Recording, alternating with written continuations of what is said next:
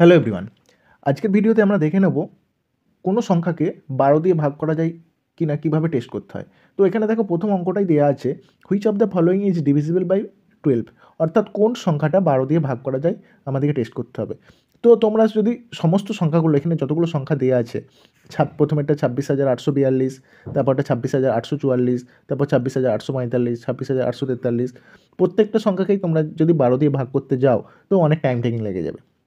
তো এটাকে শর্টকাট কীভাবে করবে, তো 12 দিয়ে ভাগ করা যাবে। 12 দিয়ে ভাগ করা যাবে মানে কি, 12কে আমরা লিখতে পারি 3 গুণিত 4, তাহলে 3 দিয়েও ভাগ করা যাবে, 4 দিয়েও ভাগ করা যাবে। মানে এই যে যে সংখ্যাগুলো দেওয়া আছে অপশান 1 2 3 4-এ, তার সেই সংখ্যাগুলোকে 3 দিয়েও ভাগ করা যাবে, 4 দিয়েও ভাগ করা যাবে। তো আমাদেরকে টেস্ট করতে হবে।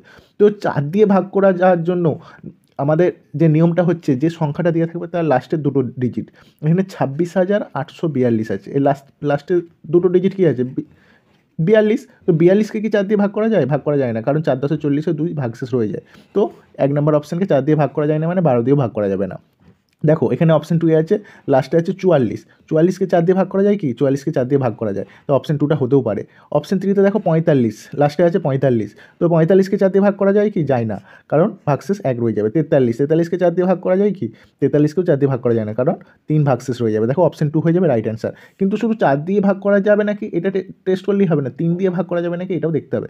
তো 3 দিয়ে ভাগ করা যাওয়ার জন্য নিয়ম হচ্ছে, যে সংখ্যাগুলো থাকবে এখানে, যেমন 26,844 আছে, এই প্রত্যেকটা ডিজিটকে যোগ করতে হবে। প্রত্যেকটা ডিজিটকে যোগ করে যে সংখ্যাটা পাবো সেটা যদি 3 দিয়ে ভাগ করা যায়, তাহলে এই পুরো সংখ্যাটাই 3 দিয়ে ভাগ করা যাবে। যদি আমরা প্রত্যেকটা ডিজিট যোগ করে নিই, 2 + 6 + 8 + 4 + 4, তো কত পাবো দেখো, 2 আর 6 8, 8 16, 4 20 আর 4 24, 24কে কি 3 দিয়ে ভাগ করা যায়? যায়। 3 8 24, তাহলে অপশান 2 হয়ে যাবে রাইট অ্যান্সার।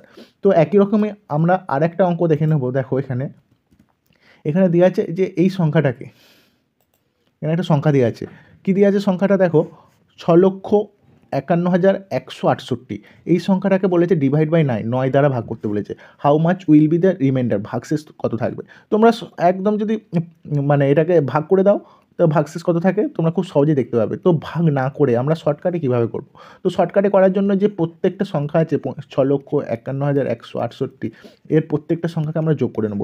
6 5 1 1 6 8, যোগ করে নিলে দেখো কত পাচ্ছ, 6 আর 5 11, 1 12, 1 13, 6 19, 19 7 27। তো 27কে 9 দিয়ে ভাগ করলে কি হয়? 27কে 9 দিয়ে ভাগ করলে কোনো ভাগশেষ থাকে না, 3 9 27, তো ভাগশেষ 0 হয়ে যায়। তো অপশান 4 হয়ে যাবে রাইট অ্যান্সার। তো তোমরা যদি এখন এই 6,51,168কে 9 দিয়ে ভাগ করো, দেখো তাহলে কি পাবে, ভাগশেষ 0 পাচ্ছ নাকি এটা মিলিয়ে দেখে নাও।